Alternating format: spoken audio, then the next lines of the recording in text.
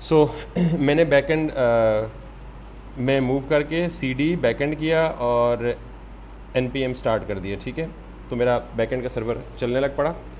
तो मैंने last time ये कहा था कि हमने बेसिकली जो भी रिक्वेस्ट आती है वो सर्वर पे आती है, और हमने सर्वर पे एक यूज़ किया था app.use। इसको हम ग्लोबल मिडलवेयर कहते हैं, लेकिन अभी मैंने इसे एक्सप्लेन नहीं किया कि app.use करता क्या है। सिंपल इतनी बात याद रखें कि app.use जब भी लिखेंगे और उसके अंदर जो चीज़ भी लिखेंगे तो ये app.use हर रिक्वेस्ट रिस्पॉन्स के बीच में चलेगा। Got it? यानी मैं आपको मिडलवेयर की एक छोटी सी डेफिनेशन बता देता हूँ, इसको बाद में जाके डिटेल से भी एक्सप्लेन करूँगा कि मैंने आपको ना ये app.use क्या भला है, इसको मैंने मिडलवेयर का नाम दिया है। ये जो app.use है इसको मैंने क्या नाम दिया है? मिडलवेयर, ठीक है। और मिडलवेयर क्या होता है ज़रा उसको मैं बताता हूँ। हमने कहा था जी, हमने चूँकि क्लाइंट सर्वर आर्किटेक्चर पे काम कर रहे हैं, यानी क्लाइंट रिक्वेस्ट करेगा सर्वर को और सर्वर रिस्पॉन्ड करेगा किसको? क्लाइंट को वापस। तो उसके लिए हमने ये दो डायग्राम्स या दो शेप्स ड्रॉ की थी, तीन ड्रॉ की थी, लेकिन अभी चूँकि हम डेटाबेस नहीं पढ़ रहे तो डेटाबेस के अलावा मैं तो मैंने कहा जी कि यहाँ से क्लाइंट ने रिक्वेस्ट की और यहाँ से सर्वर ने रिस्पॉन्ड किया क्लाइंट को। तो इस पूरे को हम क्या बोलते हैं? क्लाइंट सर्वर आर्किटेक्चर, और इसे हम रिक्वेस्ट रिस्पॉन्स साइकिल कहते हैं। क्लाइंट ने रिक्वेस्ट की, सर्वर ने रिस्पॉन्ड किया, तो रिक्वेस्ट रिस्पॉन्स साइकिल कंप्लीट हो गया। बाज़ औक़ात हमें ज़रूरत पड़ती है कोई लॉजिक परफॉर्म करने की इस रिक्वेस्ट रिस्पॉन्स साइकिल के बीच में, यानी रिक्वेस्ट भेजने के बाद और रिस्पॉन्स आने से पहले दरमियान में कोई फंक्शनैलिटी परफॉर्म करवानी होती है, कोई लॉजिक एग्जीक्यूट करवानी होती है। तो अगर रिक्वेस्ट रिस्पॉन्स के बीच में कोई भी फंक्शन ऐसा हो जो मुझे रिक्वेस्ट आने के बाद और रिस्पॉन्स जनरेट होने से पहले एग्जीक्यूट करवानी हो, तो उस लॉजिक को परफॉर्म करने के लिए जो फंक्शन लिखा जाता है उसे हम क्या बोलते हैं? मिडलवेयर। तो मिडलवेयर इसे कहा ही इसलिए जाता है कि ये कहाँ एग्जीक्यूट होता है? रिक्वेस्ट रिस्पॉन्स साइकिल के बीच में, यानी रिक्वेस्ट जाने के बाद और रिस्पॉन्स आने से पहले दरमियान में जो लॉजिक एग्जीक्यूट होती है वो क्या होती है? उसको, यानी वो एक फंक्शन होता है, उसको हम क्या बोलते हैं? मिडलवेयर। तो ये जो मिडलवेयर होता है ना, ये दो तरह के होते हैं। यानी मिडलवेयर हम अपना भी बना सकते हैं और कुछ मिडलवेयर हैं built in. Middleware is nothing but a function. पहले तो ये याद रख लिया, मिडलवेयर क्या भला होती है? एक बिल्ट इन फंक्शन है। तो यूज़, जो मैंने app.use लिखा है, तो यूज़ क्या है? एक मिडलवेयर फंक्शन है। तो क्या ये यूज़ का फंक्शन मैंने कहीं डिफाइन किया है? मैंने तो कहीं नहीं डिफाइन किया यूज़ का फंक्शन, मैं तो सिर्फ उसे यूज़ कर रहा हूँ। Let me show you. अगर मैं यहाँ पे जाऊँ तो मुझे बताएं कि ये वाला जो यूज़ का फंक्शन है, अगर मैं सिर्फ इसको ये करूँ तो ये यूज़ का फंक्शन मैंने कहीं डिफाइन किया है? कहीं नहीं डिफाइन किया ना। तो ये कहाँ से आ रहा है? ऐप से आ रहा है, यानी एक्सप्रेस के अंदर मौजूद है। तो इसका मतलब है कि ये फंक्शन एक्सप्रेस के अंदर पहले से मौजूद है, और इसको हम कहते हैं ग्लोबल मिडलवेयर। क्या बोलते हैं? ग्लोबल मिडलवेयर का ये कॉन्सेप्ट है कि जो भी सर्वर पे रिक्वेस्ट आती है, जिस भी चीज़ के लिए आती है, ये मिडलवेयर लाजमी चलता है। Got it? तो यूँ समझ लें कि अगर आपको कोई ऐसा लॉजिक या कोई ऐसी लॉजिक परफॉर्म करवानी है जो हर रिक्वेस्ट रिस्पॉन्स के बीच में लाजमी चले, तो उस लॉजिक को आप कहाँ लिखते हैं? यूज़ के अंदर, तो मैंने app.use के अंदर क्या लिखा? राउट लिख दिया। तो इसका मतलब है जब भी कोई रिक्वेस्ट आएगी, रिक्वेस्ट कहाँ पे आएगी? सर्वर पे आएगी। तो सर्वर पे आएगी, तो अभी मैंने बता दिया कि सर्वर पे जो भी रिक्वेस्ट आएगी ये मिडलवेयर लाजमी चलेगा। तो जब ये मिडलवेयर चलेगा तो रिक्वेस्ट कहाँ चली जाएगी? इधर आ जाएगी। अब यहाँ पे एक और इम्पॉर्टेंट फैक्टर है, राउट में जितने भी राउट्स आपने डिफाइन किए होंगे राउट की फाइल में, वो सारे के सारे सीक्वेंशियली मैच होंगे आने वाली रिक्वेस्ट के साथ। यानी लास्ट टाइम मैंने यहाँ थंडर क्लाइंट से रिक्वेस्ट करके दिखाई थी आपको, मिसाल के तौर पे ये। तो मैं कौन सी रिक्वेस्ट कर रहा हूँ? लोकल होस्ट 7000 और /products। ये रिक्वेस्ट कहाँ जाएगी? सर्वर पे आएगी। सर्वर पे यहाँ कौन सी ऐसी चीज़ है जो उस रिक्वेस्ट को एंटरटेन करेगी? ये वाली app.use। Got it? तो app.use मेरी आने वाली रिक्वेस्ट को किधर भेज देगी? प्रोडक्ट के राउट्स में। प्रोडक्ट के राउट्स में आएगी। तो अब ज़रा देखिएगा, आने वाला राउट कौन सा है? /products। तो ये आके यहाँ से सीक्वेंस में मैच होना शुरू हो जाएगा। क्या प्रोडक्ट्स इसके साथ मैच हो रहा है?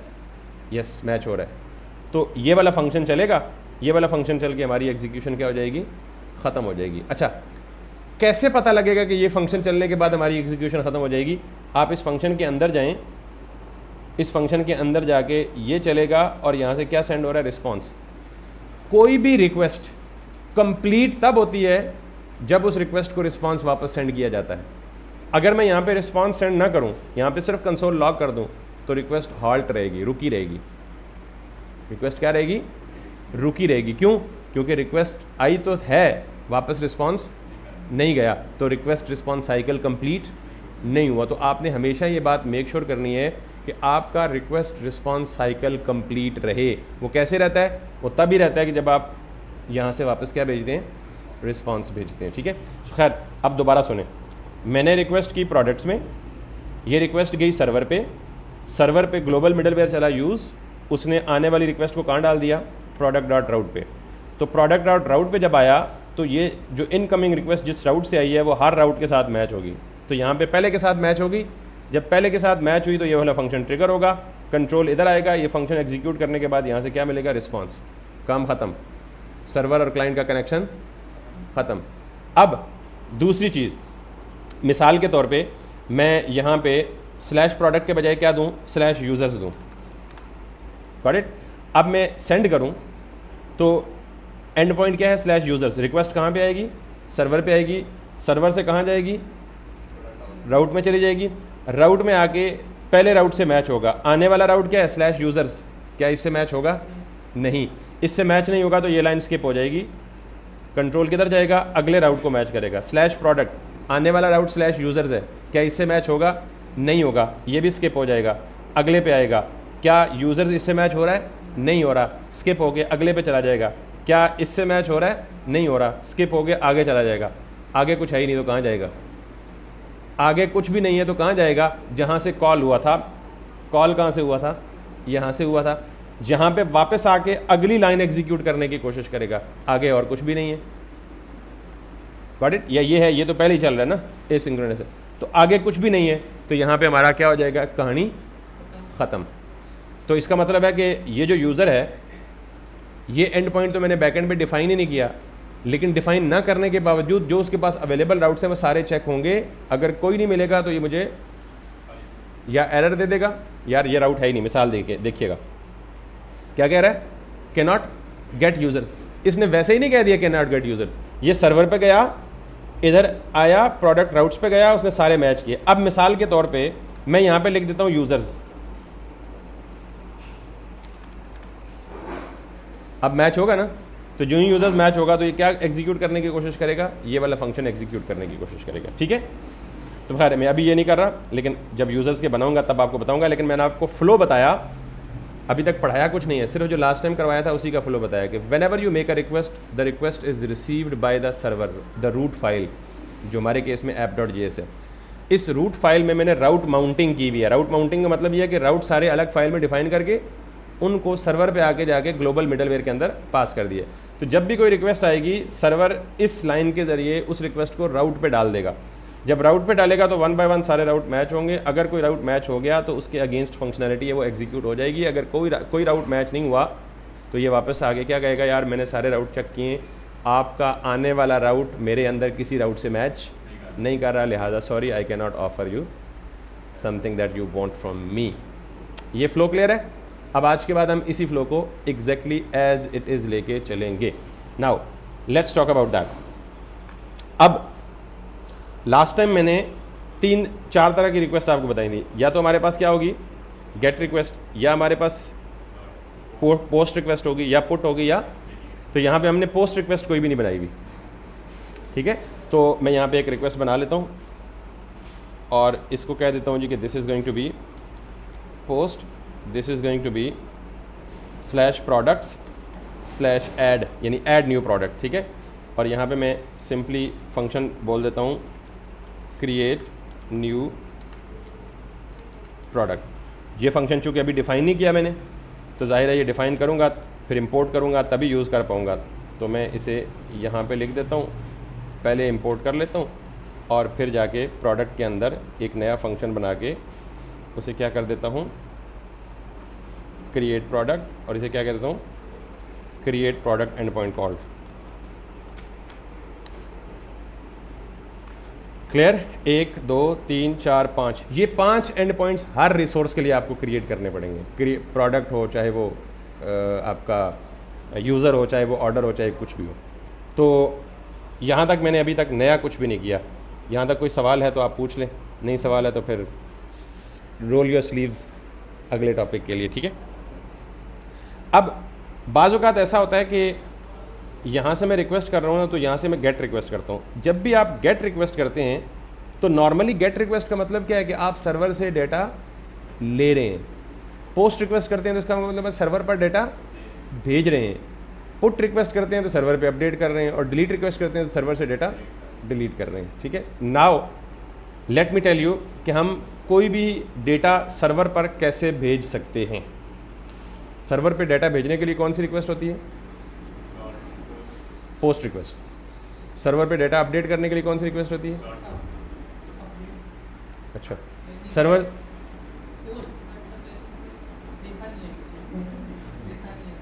पुट। और डिलीट करने के लिए कौन सी रिक्वेस्ट होती है?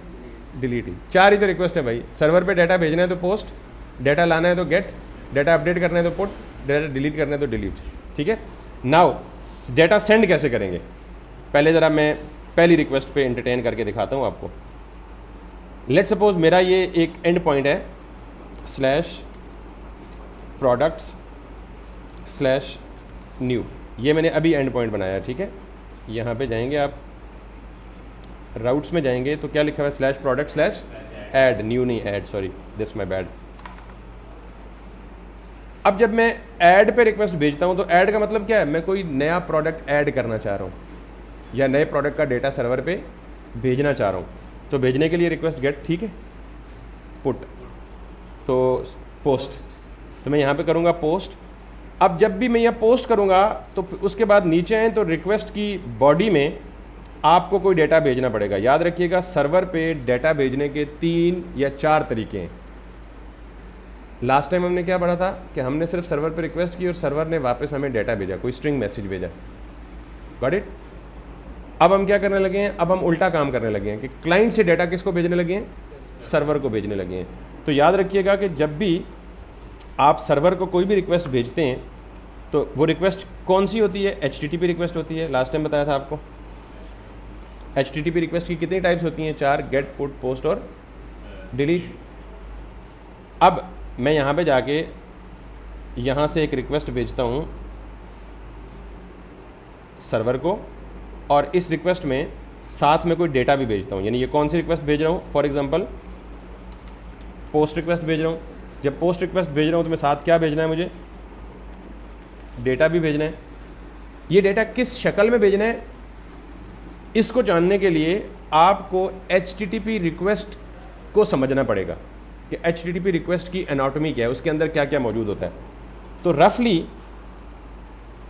रफली आप यूँ समझ लें कि जो HTTP रिक्वेस्ट होती है ना, उसके 2 हिस्से होते हैं। आप यूँ समझ लें कि ये हमारी HTTP रिक्वेस्ट है, ठीक। इस रिक्वेस्ट के 2 हिस्से हो, एक हिस्से को हम कहते हैं HTTP रिक्वेस्ट हेडर और दूसरा हिस्सा होता है HTTP रिक्वेस्ट बॉडी। यानी अगर मैं यहाँ पे आपको इसके 2 हिस्से ड्रॉ करके दिखाऊं तो आप यूँ समझें कि दिस इज़ कॉल्ड एज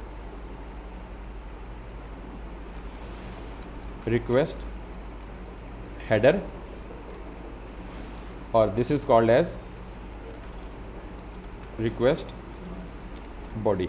ये 2 चीज़ें HTTP रिक्वेस्ट का पार्ट होती हैं, ठीक है। और आप मुझे कह सकते हैं सर जी ये कहानियाँ सुना रहे हैं हम हमें पता लग सकता है कि HTTP रिक्वेस्ट हेडर और बॉडी कहाँ पे होता है। तो ज़रा देखिएगा, यहाँ पे मैंने आप गूगल पे जाएं या कोई भी वेबसाइट ओपन कर लें, ठीक है। उस वेबसाइट पे आप इंस्पेक्ट करें और इंस्पेक्ट करने के बाद यहाँ पे आ जाएं नेटवर्क पे। आप ब्राउज़र के थ्रू इंटरनेट पे जो भी रिक्वेस्ट कर रहे होते हैं ना, वो आपको यहाँ पे लॉग होके दिखती है कि ये रिक्वेस्ट किस सर्वर पे जा रही है, कहाँ से जा रही है। Got it? तो मैं एक रिक्वेस्ट करता हूँ गूगल पे जाके, मैं लिखता हूँ जी मिसाल के तौर पे मुझे दिखाए फॉर एग्ज़ाम्पल दराज दिखाए। ज़रा देखिएगा, कैन यू सी?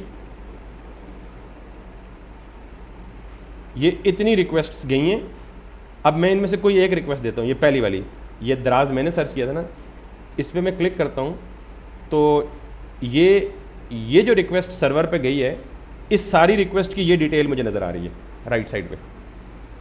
यानी देखिएगा ये क्या है, रिक्वेस्ट URL, यानी जो मैंने रिक्वेस्ट भेजी है उसका URL क्या है, ये पूरा का पूरा रिक्वेस्ट का URL है। जब भी सर्वर पे रिक्वेस्ट जाती है तो किसी URL पे जाती है ना, किसी एंड पॉइंट पे जाती है ना, तो ये सर्वर का URL है।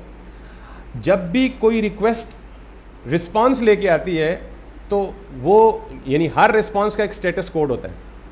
तो जब भी आपको ये 200 मिले तो 200 का मतलब क्या है, ओके। हर रिक्वेस्ट का कोई टाइप होती है, या वो गेट रिक्वेस्ट होती है या वो पुट रिक्वेस्ट होती है। तो जो मैंने गूगल पे रिक्वेस्ट भेजी वो रिक्वेस्ट कौन सी थी, और जो रिस्पॉन्स मिला वो क्या है, गॉट इट। अब इसके नीचे ये क्या लिखा हुआ है, रिस्पॉन्स हेडर जैसे, और ये क्या लिखा हुआ है, ये क्या लिखा हुआ है, ये नीचे वाला कह रहा हूँ, रिक्वेस्ट हेडर। मैं आपको क्या समझा रहा हूँ कि HTTP रिक्वेस्ट कितने हिस्सों पे मुश्तमिल होती है, 2 हिस्सों पे। एक क्या होता है और दूसरा क्या होता है, रिक्वेस्ट बॉडी। तो इसका मतलब है कि आप अगर कभी देखना चाहें तो रिक्वेस्ट हेडर ये देख सकते हैं। तो रिक्वेस्ट हेडर इज़ नथिंग, मतलब आपका सिंपली एक लॉजिकल कंटेनर है जिसमें कुछ इन्फॉर्मेशन भेजते हैं आप। कुछ इन्फॉर्मेशन आप रिक्वेस्ट की बॉडी में भेजते हैं और कुछ इन्फॉर्मेशन आप रिक्वेस्ट के हेडर में भेजते हैं। क्लियर हो गई ये बात। तो अब ये देखें ये क्या इन्फॉर्मेशन भेज रहा है कि अथॉरिटी किस URL पे रिक्वेस्ट होनी है, गेट है, पाथ क्या है उसका, ये क्यूरी क्या है उसकी, स्कीमा क्या है, ये सारी डिटेल आपको समझ नहीं आएगी, समझने की ज़रूरत भी नहीं है। सिर्फ आप ये समझ लें कि HTTP request consist of 2 things, request header and request body. इसके नीचे आए, ये पूरा का पूरा रिक्वेस्ट हेडर है। क्लियर। उसके बाद यहाँ पे आए तो पेलोड, अच्छा पेलोड क्या अभी समझाऊंगा, और उसके बाद रिक्वेस्ट बॉडी को यहाँ पे आप नहीं देख सकते एज सच, क्योंकि request body kind of like private way of sending information होता है, बट हम उसको उस टूल में देखेंगे। तो खैर ये हमारी रिक्वेस्ट हेडर, और इसी तरह एक रिस्पॉन्स बॉडी भी होती है जिसको हम यहाँ डायरेक्टली एक्सपोज नहीं कर सकते, ब्राउज़र के अंदर एटलीस्ट नहीं कर सकते। तो HTTP रिक्वेस्ट समझ आ गई बात। अब मुझे भेजना है डेटा, तो डेटा भेजने के 2 तरीके हैं, या तो मैं डेटा रिक्वेस्ट के हेडर में भेजूंगा या डेटा रिक्वेस्ट की बॉडी में भेजूंगा। अच्छा, अगर आपको डेटा सर्वर से क्लाइंट पे भेजना है ना तो उसका सिंपल तरीका है, बहुत सिंपल, जो हम पढ़ चुके हैं। और वो क्या तरीका है, सिंपली रिस्पॉन्स में जो भी डाल देंगे response.json, और यहाँ मैंने पूरा ऑब्जेक्ट डाल दिया। तो ये क्या जा रहा है, सर्वर से डेटा किधर जा रहा है, क्लाइंट पे जा रहा है। अब मुझे इसका उलट करना था कि क्लाइंट से डेटा किधर लेके आना है, तो उसके लिए क्या समझना था, HTTP रिक्वेस्ट। तो HTTP request consist of request header and request body. तो रिक्वेस्ट हेडर और बॉडी दोनों में आप इन्फॉर्मेशन डाल के भेज सकते हैं। तो अभी मैं यहाँ पे क्या कर रहा हूँ, मैंने एक एंड पॉइंट पे रिक्वेस्ट करनी है localhost:7000/product/add, और कौन सी रिक्वेस्ट कर रहा हूँ, पोस्ट। और अगर इस पोस्ट के हेडर में कोई इन्फॉर्मेशन भेजनी है तो मैं यहाँ भेजूँगा, अगर इस रिक्वेस्ट की बॉडी में कोई इन्फॉर्मेशन भेजनी है तो मैं यहाँ भेजूँगा। तो हम हेडर में भी इन्फॉर्मेशन पास करना सीखेंगे और बॉडी में भी। पहले कहाँ से स्टार्ट करते हैं, बॉडी से स्टार्ट करते हैं क्योंकि पोस्ट रिक्वेस्ट है। तो बॉडी में जब भी कोई इन्फॉर्मेशन पास करनी है आपने, तो आपने तरीका बताना है। देखें, जब मैंने यहाँ से रिक्वेस्ट बॉडी सेलेक्ट किया ना, तो ये बता रहा है कि जेसन फॉर्म में इन्फॉर्मेशन सेंड करनी है, XML फॉर्म में सेंड करनी है, टेक्स्ट फॉर्म में सेंड करनी है, form in code, GraphQL, binary. इनमें से 2-3 मेथड हम पढ़ेंगे, लेकिन हमें पहले कौन सा फॉर्मेट पता है, जेसन फॉर्मेट पता है। तो जेसन फॉर्मेट में इन्फॉर्मेशन कैसे भेजी जाती है, इस तरह से ऑब्जेक्ट लाइक स्ट्रक्चर। और मैं कौन कौन सी इन्फॉर्मेशन भेजता हूँ, जो मेरा दिल चाहेगा। तो मैं सपोज़ करता हूँ कि मैं यहाँ से इन्फॉर्मेशन भेज रहा हूँ जी, मिसाल के तौर पे मेरा नेम, मैं इन्फॉर्मेशन भेजूँगा जी अपनी क्वालिफ़िकेशन, मैं यहाँ से इन्फॉर्मेशन भेजूँगा जी मिसाल के तौर पे एड्रेस, और इसको मैं कह देता हूँ जी दिस इज़ व्हाट। सो मैं सपोज़ करता हूँ कि मैं ये 3 पीसीज ऑफ इन्फॉर्मेशन एक जेसन का ऑब्जेक्ट उठा के बैकएंड पे भेज रहा हूँ, ठीक है। अब जब मैं इसे हिट करूँगा, पोस्ट रिक्वेस्ट /product/add, और ये डिफ़ाइन होना चाहिए /products/add। कहाँ डिफ़ाइन है, राउट्स में /products/add। जब ये कॉल होगा तो ये किसको कॉल करेगा, क्रिएट न्यू प्रोडक्ट को। जब क्रिएट न्यू प्रोडक्ट को कॉल करेगा तो यहाँ से आगे क्या मुझे जवाब क्या मिलेगा, create product end point is called. जब मैं यहाँ पे जाता हूँ, सेंड करता हूँ, तो create products and point is called. Clear. लेकिन वो डेटा कहाँ गया जो भेजा था, वो शो नहीं हुआ ना।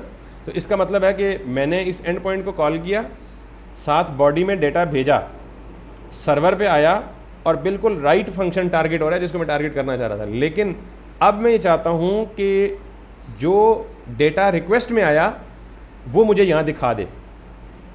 वो क्या करे, यहाँ दिखा दे। तो जैसे रिस्पॉन्स भेजने के लिए ये वाला ऑब्जेक्ट यूज़ होता है, वैसे ही रिक्वेस्ट में आने वाले डेटा को गेट करने के लिए आप क्या इस्तेमाल करेंगे, रिक्वेस्ट का ऑब्जेक्ट। एक्सप्रेस में ये बिल्ट इन मैकेनिज्म है कि रिक्वेस्ट की बॉडी हो या हेडर हो, हेडर में डेटा भेजें या रिक्वेस्ट की बॉडी में भेजें, वो आपको सर्वर पे कहाँ मिलेगा, इस रिक्वेस्ट के ऑब्जेक्ट के थ्रू मिलेगा। ठीक है, तो अगर मैं डेटा लेना चाहता हूँ तो मैं क्या बोलूँगा, REQ.BODY। ये हमेशा रिक्वेस्ट ऑब्जेक्ट के अंदर एक प्रॉपर्टी होती है जिसे हम क्या बोलते हैं, बॉडी बोलते हैं। ये हमेशा होती है, it's none of your business. Express का ऑब्जेक्ट है ये रिक्वेस्ट वाला। अब आप इसको यहाँ से आप कह दें कॉन्स्ट, एक वेरिएबल में सेव कर दें और इसको आप कुछ भी नाम दे दें, मैं वेरिएबल डेटा दे देता हूँ। क्लियर। और मैं यहाँ पे एक आर्जी तौर पे लॉग करके देखता हूँ कि ये डेटा लॉग होता है या नहीं होता। अभी ये डेटा लॉग नहीं होगा, एक इशू है छोटा सा, हमें एक छोटी सी डिपेंडेंसी इंस्टॉल करनी पड़ेगी। लेकिन पहले मैं बताता हूँ, ये मुझे अनडिफाइंड देगा या नल देगा। ठीक है, बट डेटा बॉडी से यानी रिक्वेस्ट की बॉडी से डेटा निकालने का यही तरीका है। सिंपली REQ यानी जो भी वेरिएबल आपने यहाँ लिखा है रिक्वेस्ट डॉट बॉडी लिखेंगे, ये आपको डेटा बॉडी से निकाल के दे देगा और मैं उसे एक वेरिएबल में सेव कर रहा हूँ। उस वेरिएबल को यहाँ क्या कर रहा हूँ, लॉग कर रहा हूँ। तो ये लॉग कहाँ शो होगा, सर्वर पे। सर्वर साइड पे जो भी लॉग लिखते हैं वो कभी ब्राउज़र पे शो नहीं होते, वो यहाँ पे शो होते हैं काली स्क्रीन पे। ठीक है, so now let me show you. अब मैं दोबारा रिक्वेस्ट करूँगा, यहाँ पे तो उसने जवाब दे दिया क्रिएट एंड पॉइंट, लेकिन यहाँ मुझे इसने क्या दिया, undefined. And this is what I was expecting कि ये मुझे अनडिफाइंड देगा। ठीक है, तो इसके लिए आपको एक छोटा सा स्टेप और करने की ज़रूरत है कि जब भी आप रिक्वेस्ट में बॉडी का डेटा भेजेंगे तो एक्सप्रेस बाय डिफ़ॉल्ट उस बॉडी से डेटा एक्सट्रैक्ट नहीं कर सकेगा अनलेस आप एक पैकेज इंस्टॉल करते हैं इसमें, और वो पैकेज है बॉडी पार्सर। ठीक है, सो मैं यहाँ पे लिखता हूँ जी बॉडी पार्सर।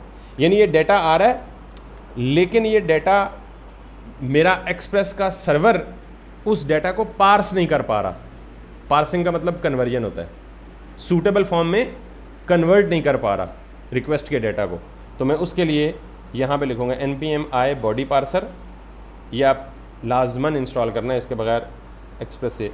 और आप यहाँ पे एक नया सेपरेट टर्मिनल खोल लें और यहाँ पे बैकएंड के अंदर मेक श्योर बैकएंड के अंदर npm इंस्टॉल बॉडी पार्सर। अगर आप इसकी डिटेल पढ़ना चाहें तो पढ़ भी सकते हैं। ये क्या कहता है जी कि Node.js बॉडी पार्सर मिडलवेयर। अभी मैंने आपको बताया ना मिडलवेयर क्या होता है, रिक्वेस्ट रिस्पॉन्स साइकिल के बीच में चलने वाली जो लॉजिक होती है उसे हम क्या बोलते हैं, मिडलवेयर बोलते हैं। और कौन सा मिडलवेयर ऑटोमेटिकली ट्रिगर होता है, जो app.use के अंदर लिखा होता है। जो किधर लिखा होता है, app.use के अंदर।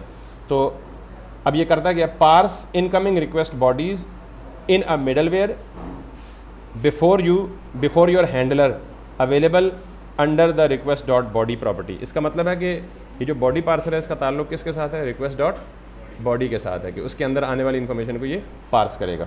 बाकी सारी कहानी भी पढ़ सकते हैं, लेकिन आप यूज़ करेंगे तो फ़ौरन आपको समझ आ जाएगा। मैंने इंस्टॉल कर लिया।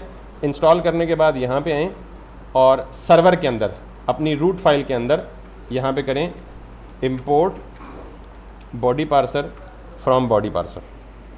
ठीक, और मैं चाहता हूँ कि ये जो बॉडी पार्सर है ना, ये हर रिक्वेस्ट के लिए चले, क्योंकि अभी आप पोस्ट रिक्वेस्ट कर रहे हैं किसके लिए, प्रोडक्ट के लिए। कल आप यूज़र के लिए पोस्ट रिक्वेस्ट कर सकते हैं, परसों आप ऑर्डर क्रिएट करने के लिए कर सकते हैं। तो बहुत सारी पोस्ट रिक्वेस्ट करनी है ना, तो मैं चाहता हूँ कि यार जब भी कोई रिक्वेस्ट आए तो ये बॉडी पार्सर हर रिक्वेस्ट के अंदर चले। तो क्या करूँगा, कोई भी ऐसी लॉजिक जो मुझे हर रिक्वेस्ट में एग्जीक्यूट करवानी है वो कहाँ लिखूँ, app.use में। app.js में तो लिखेंगे ही लिखेंगे ना, लेकिन app.js में तो ये भी लिखा हुआ है, app.js में तो ये भी लिखा हुआ है, app.js में तो बाकी वो तो ऑटोमेटिकली नहीं चलेगा। तो हर रिक्वेस्ट रिस्पॉन्स के बीच में ऑटोमेटिकली जिस चीज़ को चलाना हो उसको कहाँ लिखेंगे, app.use में। ये बात हमेशा याद रखिएगा कि app.use is a global middleware that gets triggered on every request on the server. तो मैं यहाँ पे लिखूँगा जी ऐप डॉट यूज़ और इसके अंदर क्या लिखूँगा, body parser dot JSON. Simply ये बॉडी पार्सर और इसके अंदर एक फंक्शन लिखा हुआ है डॉट जेसन। तो अब अगर मैं दोबारा यहाँ पे आऊँ सिर्फ इतना काम करने के बाद और यहाँ से रिक्वेस्ट हिट करता हूँ, तो कैन यू सी दैट जो भी डेटा मैंने क्लाइंट से भेजा था which is name qualification address, वो मुझे यहाँ सर्वर पे लॉग होके मिल चुका है। Clear? So this is the first way through which we can send the information from client to the server. और बड़ा ईजी है, पोस्ट रिक्वेस्ट बनाएं, पोस्ट रिक्वेस्ट की बॉडी में जेसन ऑब्जेक्ट दें, सर्वर पे डाटा चला जाएगा, लेकिन वो डाटा पार्स नहीं होगा, आपको बॉडी अनडिफाइंड देगी। तो उसके लिए आपने क्या करना है, एक ग्लोबल मिडलवेयर कॉल कर देना है, बॉडी पार्सर।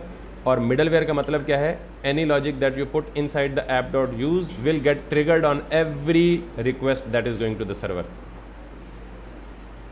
ये यूँ समझ लें कि सुपरटेक में जो भी बंदा आता है, बाहर एक हम चौकीदार खड़ा कर देते हैं, तो उस बंदे को लाजमन उस चौकीदार वाली लेयर को क्रॉस करने, या वो चौकीदार ऑटोमेटिकली हर आने वाले स्टूडेंट को इंटरप्ट करेगा, तलाशी दे, या किसी बैंक में चले जाएं। तो मिडलवेयर को यूँ समझें कि वो जो चौकीदार है वो आपके और बैंक के दरमियान क्या है, मिडलवेयर है। कि आपको अगर बैंक के अंदर जाना है तो लाजमन पहले चौकीदार से सलाम दुआ करके अंदर जाना पड़ेगा, वरना कोई रास्ता नहीं है। तो ऐप डॉट यूज़ को यूँ समझ लें कि it's a middleware that actually checks each and every request, got it, and perform some operation on that.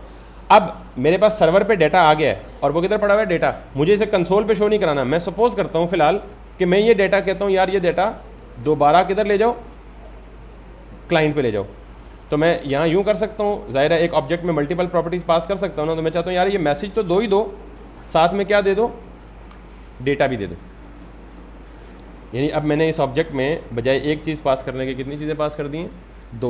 तो वापस इधर आएँ, अब ज़रा राइट साइड पे देखिएगा, अभी तक मुझे क्या मिल रहा था, मैसेज। अब मैंने इसे सेंड किया तो मैसेज तो मिल ही रहा है, साथ में क्या मिल रहा है, डेटा। और डेटा कौन सा मिल रहा है, वही डेटा जो मैं यहाँ से पास कर रहा हूँ।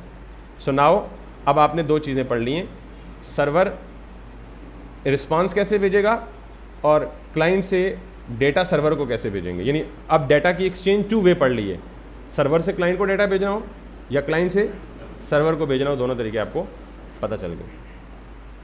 क्लियर है? अब आप सवाल करेंगे जी भेजेंगे क्यों डेटा सर्वर को। सवाल ये है ना कि सर्वर को डेटा भेजेंगे क्यों, तो इसके बहुत सारे जवाब हैं। आप मिसाल ले लें कि यहाँ पे एक वेबसाइट है और इस वेबसाइट पे मेरे पास एक फॉर्म है और वो फॉर्म है जी बेसिकली अप्लाई नाउ का, ठीक है। और मैं यहाँ पे अपने यूज़र नेम और पासवर्ड और जो कुछ भी देता हूँ और यहाँ से मैं सबमिट करता हूँ अप्लाई नाउ पे। तो ये जितने भी फॉर्म में डाटा है इसको बिहाइंड द सीन में ऑब्जेक्ट में बना के जेसन में जब मैं अप्लाई नाउ पे क्लिक करूँगा तो ये डाटा कहाँ चला जाएगा, कहाँ जाएगा, सर्वर पे। कहाँ जाएगा? तो ये बिल्कुल यही लॉजिक है कि मैं अल्टीमेटली तो फॉर्म बनाऊँगा, लेकिन अभी जब तक फॉर्म नहीं बनाता तो मैं तब तक ये जो डाटा भेज रहा हूँ ना, इसके पीछे भी यही काम लगा हुआ है कि फॉर्म के पीछे एक रिक्वेस्ट भेज रहा हूँ और उस रिक्वेस्ट की बॉडी में जेसन फॉर्म में डाटा सर्वर पे भेज रहा हूँ। तो अब पता चला कि पूरी दुनिया में जितनी भी वेबसाइट्स काम कर रही हैं, क्लाइंट से सर्वर पे डाटा क्यों भेजा जाता है। आप कॉन्टैक्ट अस का फॉर्म बना लें, आपके पास अप्लाई नाउ का फॉर्म है, आपके पास कोई भी किसी भी और किस्म की कोई रिक्वायरमेंट है जिससे आप सर्वर को डाटा भेजते हैं, तो एक्चुअली बेसिकली वो किस फॉर्म में भेज रहे होते हैं, जेसन फॉर्म में भेज रहे होते हैं, किसी एंड पॉइंट पे भेज रहे होते हैं और HTTP रिक्वेस्ट की बॉडी में डाल के भेज रहे होते हैं। आप फेसबुक खोलें तो आप यूज़र नेम पासवर्ड से लॉगिन नहीं करते, तो यूज़र नेम और पासवर्ड जो देते हैं फॉर्म में वो बिहाइंड द सीन किसी लॉगिन के एंड पॉइंट पे जाता है। तो वो जो डाटा है वो कहाँ HTTP रिक्वेस्ट में कैसे जाता है, HTTP रिक्वेस्ट की बॉडी के थ्रू जाता है। आप साइन अप करते हैं, जो भी काम कर रहे होते हैं उन सब के पीछे क्या कर रहा होता है, ब्राउज़र आपका क्लाइंट है। तो आप यानी आपका अल्टीमेट टारगेट क्या होता है, आप क्लाइंट से इन्फॉर्मेशन भेज रहे हैं, कहाँ पे, सर्वर पे भेज रहे हैं। यस, अभी हम नहीं कर रहे, यानी अभी हमने यहाँ पे यही काम करना है कि हमने अभी तक डेटा कहाँ भेजा है। मैं बार बार ये डायग्राम इसीलिए खोल के आपको दिखा रहा हूँ ताकि आपको क्रिस्टल क्लियर हो जाए। हमने अभी तक डेटा भेजा है कहाँ पे, सर्वर पे। तो हमारी एक लेयर रहती है इसके पीछे, वो कौन सी होगी, डेटाबेस की। तो अभी इसके बाद हम क्या करेंगे कि जो भी डेटा सर्वर पे आ रहा है अभी तो हम क्या कर रहे हैं, क्लाइंट सर्वर को डाटा भेज रहा है और सर्वर वही डाटा वापस किसको भेज रहा है, क्लाइंट को भेज रहा है। लेकिन हम अल्टीमेटली ये नहीं करेंगे, हम ये करेंगे कि क्लाइंट ने जो डाटा सर्वर को भेजा है, ये डाटा सर्वर आगे किस में डाल दे, जाके डेटाबेस में डाल दे, और ये डेटाबेस में परमानेंट स्टोर हो जाएगा। फिर फ्यूचर में आगे हम इस डेटाबेस से डाटा फेच भी कर सकते हैं, लॉगिन भी हो सकते हैं, साइनअप भी हो सकते हैं, जो भी कर सकते हैं। तो अभी तक सिर्फ हमने क्लाइंट और सर्वर के दरमियान खेल रहे हैं। Client is requesting data, client is sending data to the server, server is sending data back to the client, और इसका रियल टाइम यूज़ केस भी आपको पता लग गया, ठीक है। यस, अब यहाँ पे हम जाएंगे वापस, और ये पहला तरीका है क्लाइंट से सर्वर को डेटा भेजने का। अब ज़रा तरीका नंबर 2 पढ़ते हैं। 3 तरीके हैं, 3 तरीके पढ़ के फिर हम आगे जाएंगे। 4 है बेसिकली, 3 अभी पढ़ेंगे, 1 तरीके को डिले करेंगे। तो पहला तरीका तो ये है जी कि आपने रिक्वेस्ट में जो डेटा भेजा वो आपने पोस्ट रिक्वेस्ट की बॉडी में भेजा, पोस्ट रिक्वेस्ट की बॉडी में भेजा। दूसरा तरीका, इसको मैं बंद कर देता हूँ, और अब मैं ये कहता हूँ जी कि गेट ऑल प्रोडक्ट्स जो है ना, ये गेट ऑल प्रोडक्ट, ये कौन सी रिक्वेस्ट है, गेट रिक्वेस्ट है। तो क्या मैं गेट रिक्वेस्ट में भी डेटा भेज सकता हूँ?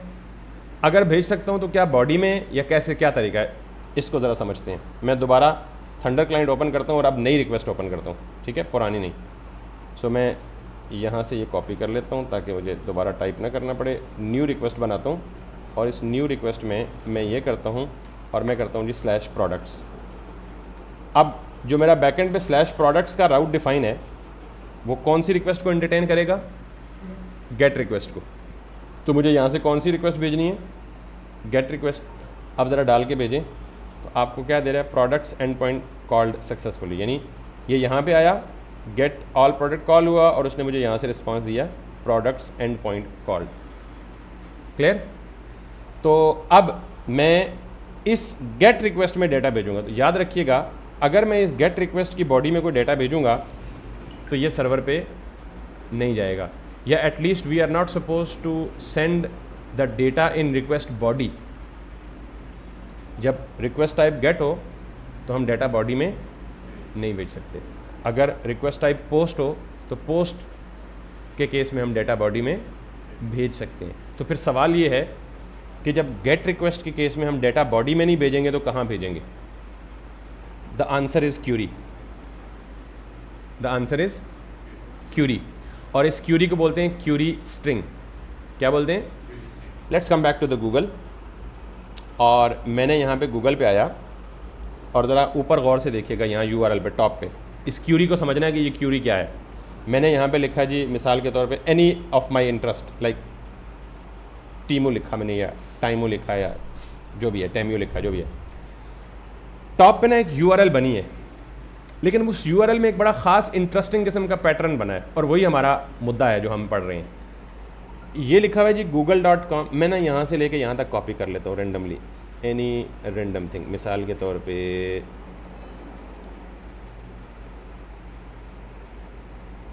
यहाँ तक कॉपी कर लेते हैं, ठीक है जी। ये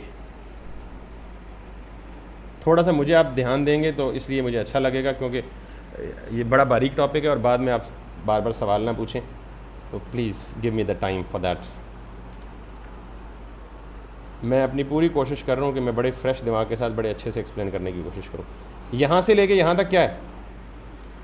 सर्वर का एड्रेस, यानी मैं चूँकि गूगल को रिक्वेस्ट कर रहा हूँ तो ये गूगल के सर्वर का एड्रेस है ना, तो ये मुझे कहाँ तक पहुँचाएगा? गूगल के सर्वर तक। इसके बाद देखें क्या लिखा हुआ है, स्लैश सर्च। तो इसको हमने क्या बोला था? Path to the specific resource, ठीक है। इसके बाद वाली जो चीज़ है ना, इसको हमने अभी पढ़ना है, क्योंकि ये तो आपको पता है कि www.google.com ये सर्वर का एड्रेस है, स्लैश पाथ स्लैश सर्च ये उसके आगे किसी फोल्डर का या किसी एपीआई का पाथ है। उसके बाद क्वेश्चन मार्क है। तो पहली बात याद रख लीजिएगा, जब भी ब्राउज़र के एड्रेस बार में क्वेश्चन मार्क देख लें कहीं, तो क्वेश्चन मार्क के बाद जो कुछ भी है उसे आप बोलेंगे क्यूरी स्ट्रिंग। क्वेश्चन मार्क के बाद जो कुछ भी है उसे क्या बोलेंगे? तो इसका मतलब है कि यहाँ से ले, और ये क्यूरी स्ट्रिंग यही है जिसके बारे में मैं अभी पढ़ाने लगा हूँ। तो इसके बाद इसका मतलब है कि क्वेश्चन मार्क के बाद यहाँ से लेके यहाँ तक जितना एरिया सेलेक्टेड है, ये सारा का सारा क्या है? Query string. Query string is nothing but a combination of key value pair, combination of, जरा इसका एक खास पैटर्न देखिएगा, क्वेश्चन मार्क के बाद लिखा हुआ है GSSSP, ये नेम है और उसके आगे इक्वल्स टू डाल के एक वैल्यू है, यानी इसको ना मैं डिवाइड कर देता हूँ, इसको मैं यहाँ से कट करता हूँ और यहाँ पे आके 1 बाय 1 समझाता हूँ। GS_SSP इक्वल्स टू दिस, दूसरा दरमियान में क्या लगा हुआ है, एम्परसेंड साइन, एम्परसेंड के बाद फिर आता है Q इक्वल्स टू टेम्यू, मैं इसको भी यहाँ पे पुट कर लेता हूँ, उसके बाद फिर एम्परसेंड और उसके बाद लिखा हुआ है OQ इक्वल्स टू नथिंग, कोई वैल्यू नहीं है इसकी, उसके बाद फिर एम्परसेंड है और एम्परसेंड के बाद फिर लिखा हुआ है GS_LCRP और उसके बाद ये यहाँ से लेके यहाँ से लेके यहाँ से लेके ऑल द वे अगले एम्परसेंड तक, यानी एंड के सिंबल तक ये लगा हुआ है। तो मैं इसे समझने के लिए शॉर्ट कर देता हूँ ताकि वन लाइनर हो जाए, क्लियर। उसके बाद source ID equals to nothing,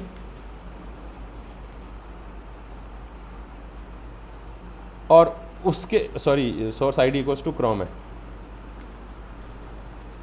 और उसके बाद इस सोर्स ID को भी मिटा दें बिकॉज हम ये भी कॉपी कर चुके हैं, और उसके बाद है IE इक्वल्स टू दिस। इसका मतलब ये हुआ कि anything that is coming after the question mark is called as a query string, और क्यूरी स्ट्रिंग में जो भी इंफॉर्मेशन होगी वो हमेशा किस फॉर्म में होगी, की वैल्यू पेयर फॉर्म में। की का मतलब ये की है, ये उसकी वैल्यू है, ये की है इक्वल्स टू के बाद उसकी वैल्यू है, ये की है, ये उसकी वैल्यू है, ये की है, ये उसकी वैल्यू है, ये की है, ये उसकी वैल्यू है, ये की है और ये उसकी वैल्यू है, क्लियर। और इन सब को अगर कंबाइन करना हो तो एक की वैल्यू पेयर को दूसरी से मिलाने के लिए क्या इस्तेमाल करते हैं, एम्परसेंड। तीसरे को मिलाने के लिए क्या इस्तेमाल कर सकते हैं, एम्परसेंड।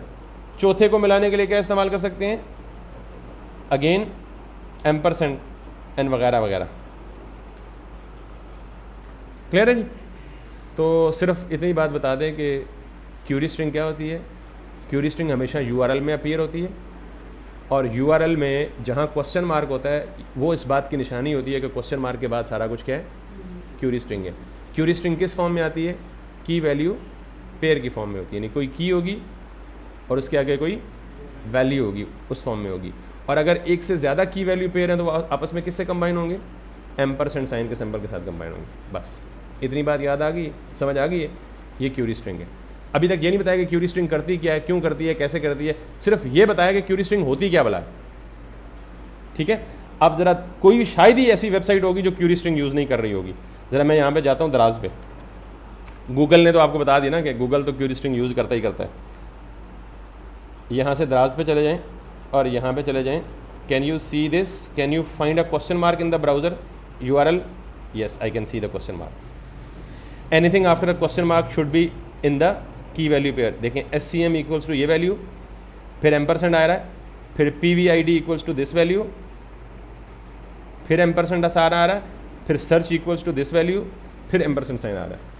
तो शायद ही कोई ऐसी वेबसाइट होगी जिसमें ये क्यूरी स्ट्रिंग यूज़ नहीं हो रही होगी।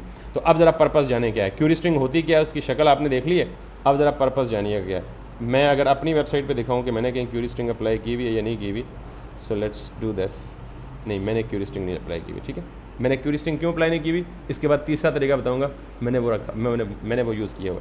खैर, तो हम टॉपिक क्या पढ़ रहे थे, मेन क्लाइंट से सर्वर को डेटा भेजना है। तो कितने तरीके थे, तरीका नंबर 1, बॉडी में भेज दें। बॉडी में कब भेज सकते हैं, जब रिक्वेस्ट टाइप क्या हो, पोस्ट हो। तो जब रिक्वेस्ट टाइप गेट हो और फिर सर्वर को डेटा भेजना हो तो किस फॉर्म में भेज सकते हैं, क्यूरी स्ट्रिंग में। क्यूरी स्ट्रिंग में कैसे भेज सकते हैं, आप यहीं पे क्वेश्चन मार्क डालें और यहाँ पे लिख दें जी मिसाल के तौर पे नेम इक्वल्स टू यासिर, ये क्यूरी स्ट्रिंग हो गई है। एम्परसेंड साइन डालें, एज इक्वल्स टू 35, ये दूसरी इन्फॉर्मेशन हो गई है। फिर आप एम्परसेंड साइन डालें और लिखें जी QUAL, qual equals to MS। तो इसका मतलब है कि मैं सर्वर पे कौन कौन सा डेटा भेज रहा हूँ, ये डेटा भेज रहा हूँ सर्वर पे। ये पीछे जितना कुछ भी है ये क्या था, सर्वर का यूआरएल, पाथ, और पाथ के आगे साथ क्या भेज रहा हूँ, डेटा एम्बेड करके भेज रहा हूँ। तो ये देख लें जो मैं डेटा क्यूरी स्ट्रिंग में लिख रहा हूँ ना, तो ऑटोमेटिकली यहाँ क्यूरी में लिस्ट हो रहा है। इससे जस्ट रीडेबिलिटी आसान होती है, लेकिन आपने सिर्फ इसी को फोकस करना है। अब मैं इसको हिट करूँगा तो क्या कॉल हुआ है, प्रोडक्ट्स एंड पॉइंट कॉल्ड। तो प्रोडक्ट्स एंड पॉइंट कॉल्ड का मतलब क्या है, ये वाला कॉल हुआ है ना, प्रोडक्ट्स एंड पॉइंट कॉल्ड। तो इसका मतलब है कि एंड पॉइंट तो सही कॉल हुआ है, लेकिन मैंने डेटा भी भेजा था। तो डेटा यहाँ आएगा कैसे, रिसीव कैसे करेंगे, जैसे यहाँ रिसीव किया था रिक्वेस्ट डॉट बॉडी में। तो वो रिक्वेस्ट डॉट बॉडी तो इसलिए था कि डेटा किस में आ रहा था, रिक्वेस्ट की बॉडी में। अब जो डेटा आ रहा है वो रिक्वेस्ट की बॉडी में तो नहीं आ रहा, क्यूरी में आ रहा है। तो यहाँ पे क्या लिखेंगे, REQ यानी रिक्वेस्ट डॉट QUERY। जरा चेक करके देखते हैं। तो मैं यहाँ पे जाता हूँ और इसको मैं देता हूँ const data equals to this. Just differentiation के लिए इसे क्यू डाटा बोलते हैं। क्यू डाटा का मीन्स क्यूरी डाटा, वेरिएबल का नाम कुछ भी हो सकता है। और इसे लॉग करके देखें यहाँ पे कि log Q data, sorry D data नहीं, क्यू डाटा। और यहाँ पे सिंपली इसे लॉग करके देखें इफ़ इट इज़ गेटिंग और नॉट। अब मैं यहाँ पे जाता हूँ और यहाँ पे देखिएगा, अगर ये क्यूरी का डेटा मुझे सक्सेसफुली मिल गया तो मुझे यहाँ पे वो डेटा मिलेगा। सो इसको मैं क्लोज़ कर देता हूँ। अगर आप क्यूरी समझ गए हैं प्रॉपर, यहाँ पे वापस आता हूँ, ये मेरा जा रहा है response, and can you see this, ये तो एज इट इज़ आया, लेकिन मुझे यहाँ पे क्या मिला, name Yasir, age 35, qualification MS। ये पीछे क्या है, इसको थोड़ी देर के लिए इग्नोर कर दो। तो मैंने जितना भी डेटा भेजा था वो सारा का सारा डेटा मुझे किस फॉर्म में मिला है, ऑब्जेक्ट की फॉर्म में। ये बड़ा इंपॉर्टेंट है कि क्यूरी स्ट्रिंग में जब भी आप डेटा भेजेंगे आपको वो डेटा किस शक्ल में मिलेगा, ऑब्जेक्ट की शक्ल में मिलेगा। और उस ऑब्जेक्ट में जो यहाँ पे की नेम दे देंगे वो ऑब्जेक्ट का की बन जाएगा, और जो वैल्यू देंगे वो उस ऑब्जेक्ट की वैल्यू बन जाएगी। क्लियर होगी बात। आप यहाँ पे जितनी मर्जी ज़्यादा वैल्यू सेंड करें, आपको रिक्वेस्ट डॉट क्यूरी में वो सारी की सारी information as an object receive हो जाएगी। So this is the second way of sending data from client to the server.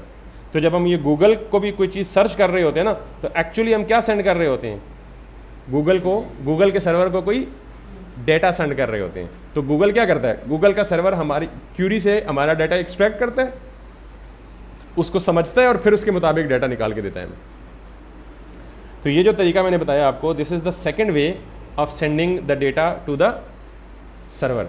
अब मैं इसके साथ भी यही कर रहा हूँ कि मैं इस क्यू डेटा को बजाय यहाँ पे लिखने के, यहाँ पे इस रिस्पॉन्स के ऑब्जेक्ट में वापस भेज देता हूँ, ताकि जो रिक्वेस्ट में डेटा जा रहा है वही मुझे क्या दे दे, रिस्पॉन्स में दे दे। So let me do this and let me do this, and if I come back here once again I make a request, तो क्यू डेटा में वो तीनों चीज़ें जो मैंने यहाँ से भेजी थी उसने मुझे वापस लौटा दी या दे दी एटलीस्ट।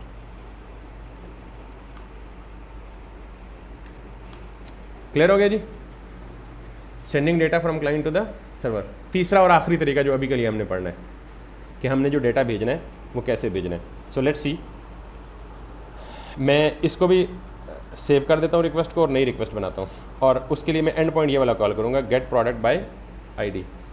तो मैं यहाँ से देख लेता हूँ, गेट प्रोडक्ट बाय आईडी यानी ये स्लैश प्रोडक्ट है। तो मैं यहाँ से जाऊँगा, सॉरी यहाँ पे जाके थंडर क्लाइंट पे फ़िलहाल इसी को कॉपी करूँ ताकि मुझे ये बार बार टाइप ना करना पड़े। नई रिक्वेस्ट बनाऊँगा और यहाँ पे जाके ये करूँगा, और यहाँ पे स्लैश प्रोडक्ट्स के बजाय क्या, स्लैश प्रोडक्ट करूँ। इसको बंद कर दें, इसको बंद कर दें। अब अगर मैं इसे हिट करूँगा तो ये क्या हिट होगा, single product end point called which is product get product by ID, और यहाँ पे आगे क्या कॉल हुआ, गेट प्रोडक्ट बाय आईडी, और उसने मुझे ये जवाब दिया single product end point called. Clear है। अब मुझे इसमें भी क्या भेजना है, डेटा भेजना है, और किस तरीके से भेजना है, गेट रिक्वेस्ट के साथ डेटा भेजना है। तो तीसरा तरीका ये है कि आप को फ्रंट एंड में पैरम्स पढ़ा है ना, यूज पैरम्स, डायनामिक राउटिंग पढ़ी है ना आपने, ये तीसरा तरीका बिल्कुल सेम है। डायनामिक राउटिंग का मतलब क्या है कि आप जहाँ भी आपका पाथ ख़त्म होना वहाँ के बाद आप डेटा दे दें। मिसाल के तौर पे मैं यहाँ दे दूँ यासिर, यहाँ दे दूँ एज 35, हाँ यहाँ से लग दिया था हमने, बिल्कुल वही। तो यानी जो कुछ भी दिया था वो स्लैश की फॉर्म में दिया था। यहाँ पे मैं तीसरा डेटा दे देता हूँ जी, मिसाल के तौर पे MS या MCS जो भी है। तो अब मुझे पता है कि यहाँ तक तो मेरा राउट डिफाइंड है, स्लैश प्रोडक्ट तक राउट है ना डिफाइंड, स्लैश प्रोडक्ट तक राउट डिफाइंड है ना। तो इसका मतलब है anything that I am passing after the defined route that is considered as data, not the part of route. क्योंकि अगर ये राउट होता तो वो राउट यहाँ डिफाइन होता, जैसे ये डिफाइन है स्लैश प्रोडक्ट स्लैश अपडेट।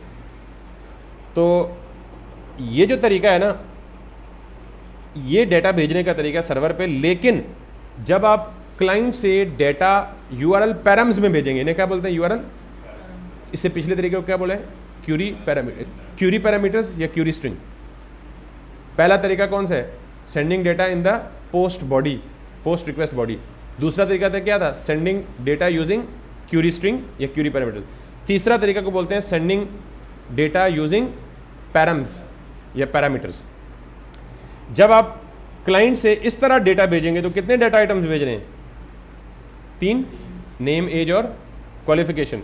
तो मस्ट है कि सर्वर पे जहाँ पे राउटिंग हैंडल कर रहे हैं वहाँ पे आके आप वेरिएबल नेम्स देंगे, नेम एज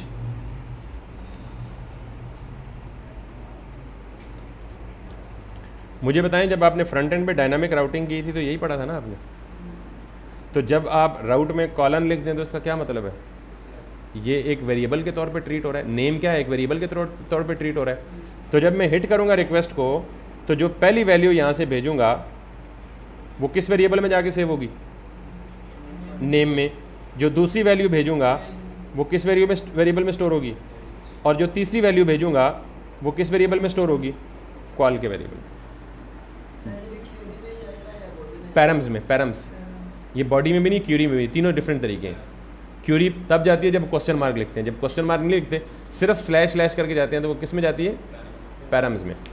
तो अब मैं अगर यहाँ पे इसे हिट करूँगा तो कौन सा फंक्शन कॉल होगा, गेट प्रोडक्ट बाय आईडी। तो मैसेज क्या शो होगा, ये, और मुझे सर्वर पे कोई डाटा रिसीव नहीं होगा क्योंकि मैं डाटा भेज तो रहा हूँ, सर्वर पे रिसीव नहीं कर रहा।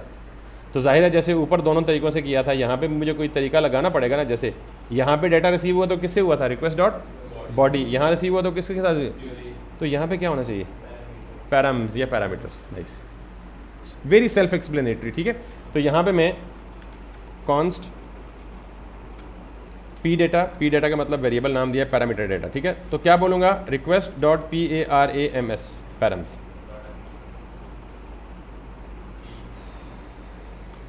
Got it. अब ये बात जानने के लिए कि क्या वाकई मुझे डेटा मिल रहा है या नहीं मिल रहा, तो मैं पहले यहाँ पे क्या करूँगा, लॉग करूँगा और यहाँ पे देखूँगा कि if I am getting the data along with the request और not. I hit the request, can you see this, I am getting the data, name age and call. और इस डेटा को मैं यहाँ पे आके वंस अगेन बिल्कुल उसी तरह वापस क्लाइंट में भेज दूँगा। तो this is how I am going to get the data on the output. Now if I come back, sorry not here but here, and if I send the data, I am getting the same data back in my response. So that's it. These are the 3 ways through which, एक तरीका रह गया, we can pass the data sensitive, the most sensitive data जो हमारे password या token woken होंगे वो हम रिक्वेस्ट के हेडर में पास करेंगे। लेकिन वो जब उस तरह का कोई सेंसिटिव सिनेरियो सामने आएगा तो उस वक्त बताऊंगा। बट ये 3 तरीके बहुत ज़्यादा यूज़ करेंगे हम डेटा सेंड करने के। ये जो आखिरी तरीका है ना, स्लैश प्रोडक्ट स्लैश यासिर, ये बहुत एक्सटेंसिवली यूज़ कर रहा हूँ मैं यहाँ पे। If you look at that, easylearn.pk में जाएँ, अब कोर्सेज़ में जाएंगे, can you see slash courses, इसके अंदर जाएंगे, can you see slash courses slash, इसके बाद जाएँ तो इसके बाद देख रहे हैं slash courses slash slug slash enroll slash ID। तो इसका मतलब है कि यहाँ तक तो सर्वर का पाथ डिफाइन है, इसके आगे जो कुछ भी जा रहा है ये क्या है, ये डाटा सर्वर को भेज रहा हूँ। क्लियर? और अगर इस पर भी क्लिक करूँगा और इस पर भी लॉगिन करूँगा तो अब ज़रा देखिएगा, ये मेरी रिक्वेस्ट जाएगी गूगल के सर्वर पे। किसके सर्वर पे? तो किस फॉर्म में रिक्वेस्ट जा रही है ज़रा देखिएगा, account.google.com/o/auth2/v2/auth/this ? यहाँ तक जो इन्फॉर्मेशन पास हो रही है वो किसके थ्रू पास हो रही है? यानी ये राउट है, और इस राउट के बाद क्वेश्चन मार्क, तो ये जो आगे इन्फॉर्मेशन जा रही है क्या है? क्यूरी स्ट्रिंग है। यानी इंटरनेट की शायद ही कोई एप्लीकेशन यूज़ होगी या एप्लीकेशन होगी जिसमें ये क्यूरी स्ट्रिंग और क्यूरी पैराम्स यूज़ ना हो रहे हों। ठीक है? So these are the 3 ways through which we can send information from client to the server. यहाँ तक कोई बात कंफ्यूज कर रही है, कोई प्रॉब्लम है मुझे बताएं। मैं यहाँ रिकॉर्डिंग स्टॉप करके दूसरी रिकॉर्डिंग स्टार्ट करूँगा ताकि इसके बाद हम थोड़ा सा फ्रेश टॉपिक पढ़ेंगे कि why do we care about sending the data from client to server और फ्रॉम क्लाइंट टू सर्वर। वैसे तो आपको समझ आ जानी चाहिए, लेकिन अभी हम मजीद प्रैक्टिकल एग्जांपल देखने वाले हैं। So any question?